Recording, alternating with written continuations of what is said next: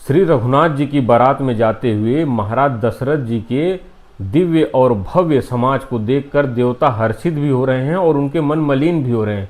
मलिन इसलिए हो रहे हैं कि वो ये सोच रहे हैं कि दशरथ जी के इतने पुण्य हैं कि श्री रघुनाथ जी जो हैं उनके पुत्र बन के जन्मे हैं, और हम लोग खाली अपने मन से, अपने नेत्रों से उसे देख सकते हैं और वह लाभ नहीं ले सकते हैं।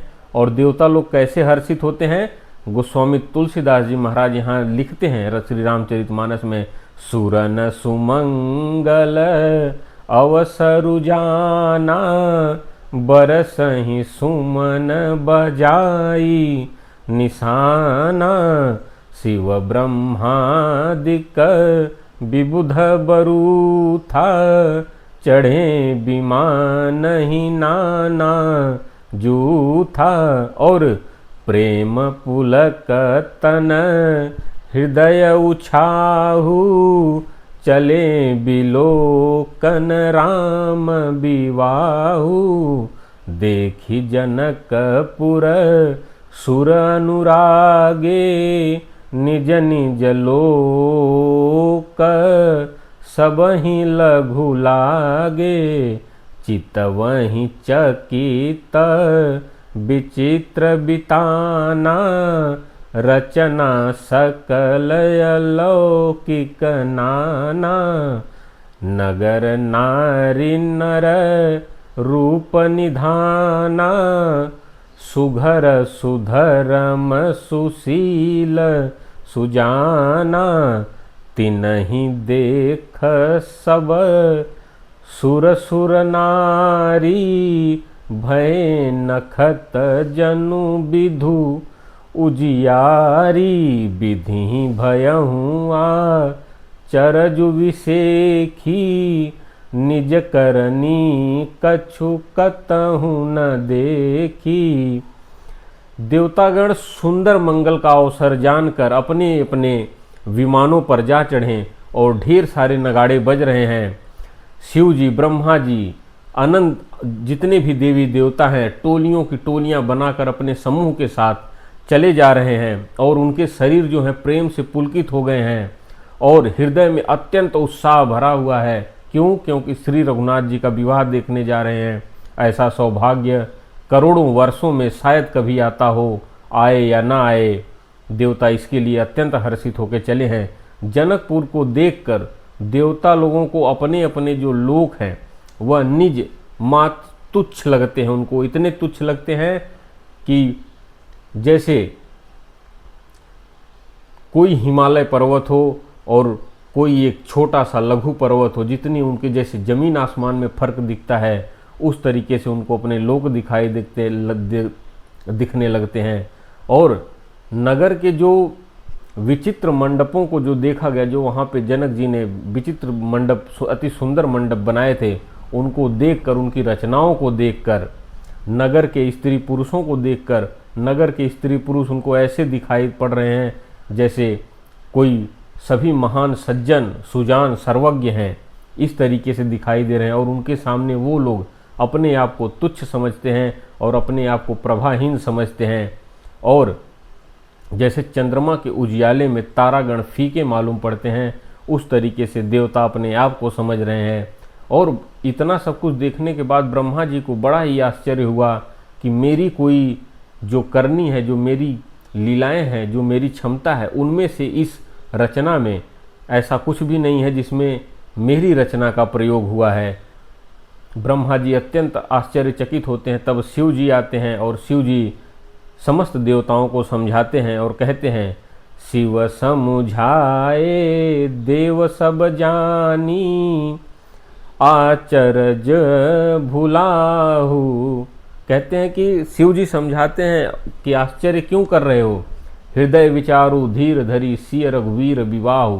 कहते हैं कि तुम लोग आश्चर्यचकित क्यों कर रहे हो, ये जगत पिता परब्रह्म, जगत के माता पिता श्री रामचंद्र जी और माँ जानकी जी का विवाह है, यहाँ ऐसा आश्चर्य करने की कोई बात नहीं है। और शिव जी कहते हैं, जिनकर नाम लेत जग माही, सकल अमंगल मूल न साही, करतल होहि पदारथ चारी, तेई सिय राम कहूँ कामारी। कहते जिनका नाम लेते ही जगत में सारे भव बंधन कट जाते हैं और चारों पदार्थ धर्म अर्थ काम मोक्ष स्वतः ही प्राप्त हो जाते हैं। ये वही जगत के माता पिता श्री रघुनाथ जी और माँ जानकी जी हैं, उन्हीं का विवाह है। और ऐसा किसी को मन में सोचकर चिंता करने की बात नहीं है। कहते हैं एहि विधि शंभु सूरन समुझावा, पुनि आगे बर बसह चलावा। देवन देखें दशरथु जाता, महामोद मन पुलकित गाता। शिव जी समस्त देवताओं को समझाने के बाद अपने प्यारे नंदी को आगे करते हैं और उस पर सवार होकर चलते हैं और पीछे पीछे उनके देवता चलते हैं और दशरथ जी को जाते हुए देखते हैं। दशरथ जी मन में अत्यंत प्रसन्न हैं और अत्यंत हर्षित हैं और अपने समाज के साथ चले जाते हैं और चारों पुत्रों के साथ ऐसे सुशोभित हो रहे हैं जैसे मानो कि कोई पुण्य आत्मा शरीर धारण करके वहाँ विराजमान है। और दशरथ जी को देखकर, श्री राम जी को देखकर, श्री राम और माँ जानकी जी को देखकर जब वहाँ देवता उपस्थित हुए थे, हरिहित सहित राम जब जो है, रमा समेत रमापति मोहे। निरखी राम छवि विधि हर साने, आठई नयन जानी पछताने। भगवान विष्णु जी ने जब लक्ष्मी जी के साथ वहाँ उपस्थित होकर श्री रघुनाथ जी को देखा तो श्री लक्ष्मी जी के सहित भगवान विष्णु मोहित हो गए और ब्रह्मा जी देखकर अत्यंत हर्षित भी हो रहे हैं, लेकिन अपने 8 ही नेत्र जानकर मन में पछता भी रहे हैं। और देवताओं के सेनापति श्री स्वामी कार्तिकेय जी जो हैं वो अपने अत्यंत मन में जो है अत्यंत हर्षित हो रहे हैं। क्यों? क्योंकि ब्रह्मा जी से डेवड़े नयन से वो देख रहे हैं, मतलब उनके 12 नेत्र हैं। सुरसने पौर बहुत उछाहु, विधिते ढेवड़ लोचन लाहु। राम ही चितव सुरेश सुजाना, गौतम श्राप परम हित माना। देवताओं के सेनापति स्वामी कार्तिकेय जी अपने 12 नेत्रों से देखकर अपने नेत्रों को लाभ दे रहे हैं और जो देवराज इंद्र हैं वह 1000 नेत्रों से श्री रघुनाथ जी के विवाह को देख रहे हैं।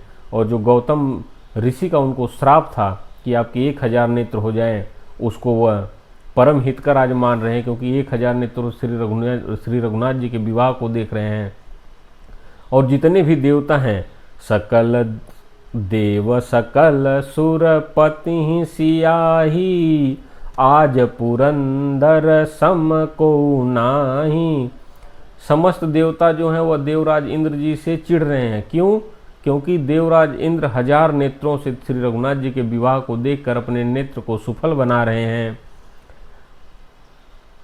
और श्री रघुनाथ जी के विवाह को देख रहे हैं। अत्यंत मंगल और पावन घड़ी है। गोस्वामी जी कहते हैं जो इस श्री रघुनाथ जी के विवाह को गाता, सुनता और कहता है वह परम सुख पाता है और भव बंधन को कब काट के पार निकल जाता है पता नहीं चलता।